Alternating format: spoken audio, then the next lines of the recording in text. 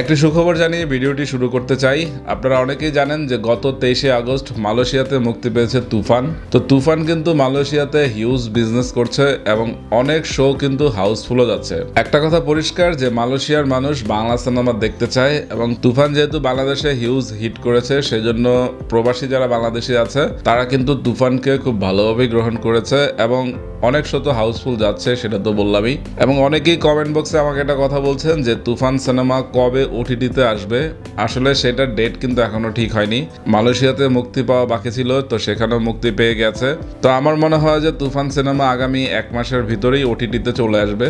তো সেটা চরকিতেই আসার সম্ভাবনা সবচেয়ে বেশি। তো তুফান সিনেমা বাংলা সিনেমার মোড় কতটা ঘুরিয়ে দিতে পেরেছে সেটা কিন্তু বক্স অফিসই কথা বলছে। কারণ আপনারা জানেন যে তুফান সিনেমা যতদিনই বাংলাদেশে চলেছিল, তো বাংলাদেশের পরিস্থিতি খারাপ হওয়ার কারণে তুফান সিনেমা বা সব ধরনের সিনেমা প্রদর্শনী কিন্তু বন্ধ হয়ে গিয়েছিল।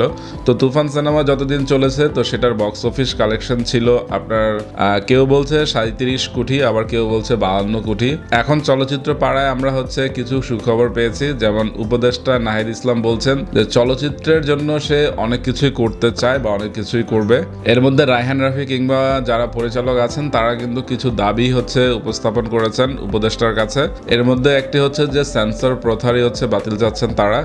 ফিল্ম হচ্ছে বিভিন্ন ক্যাটাগরির হবে। আরেকটি ব্যাপার তারা বলছেন যে নির্মাতার যাতে স্বাধীনতা থাকে, যেমন হচ্ছে সে যে গল্পটি বলতে চায় তা যদি সমাজের জন্য ক্ষতিকারক না হয় তাহলে সে যাতে গল্পটি দর্শকদের সামনে উপস্থাপন করতে পারে। যেমন আপনারা অনেকে জানেন যে রায়হান রাফির একটি সিনেমা আছে অমীমাংসিত, তো সেটিও হয়তো বা সেন্সর এবার পেয়ে যাবে এবং ওটিটি হোক কিংবা সিনেমা হলে হোক সেটি কিন্তু মুক্তি পাবে। এবং এদিক দিয়ে আটকে আছে আরও একটি ফিল্ম, সেটা হচ্ছে মোস্তফা সরোয়ার ফারুকের শনিবার বিকেল। তো আশা করছি সেই সিনেমা মুক্তি পাবে। রায়হান রাফি রিসেন্ট কিছু টেলিভিশনকে হচ্ছে ইন্টারভিউ দিয়েছে, তো সেখানে কিন্তু রায়হান রাফি বলছেন যে আগামীতে দর্শকদের সবচেয়ে বড় চাহিদা তৈরি হচ্ছে তুফান 2 নিয়ে। এবং রায়হান রাফি কিন্তু গল্প ইতিমধ্যেই লেখা শুরু করেছেন, এরকমটি জানিয়েছেন সে।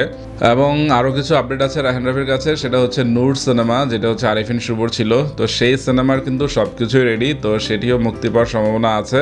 আরও কিছু সম্ভাবনা আছে বাংলাদেশের চলচ্চিত্রে, যেমন জঙ্গলি সিনেমা এখনো মুক্তি পায়নি। তো সিয়াম আহমেদের জঙ্গলি বাংলা সিনেমার মোড় কতটা ঘুরিয়ে দিতে পারবে সেটা আমরা একটা টিজার আসলেই হচ্ছে বুঝতে পারবো।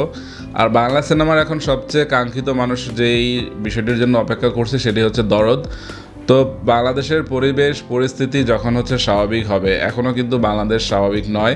বাংলাদেশে এখন আপনারা জানেন যে বন্যা হচ্ছে। এই বন্যা পরিস্থিতি যখনই স্বাভাবিক হবে বা মানুষের জীবনযাপন যখন স্বাভাবিক হবে তখনই আসলে মানুষ বিনোদনের দিকে ঝুঁকবে।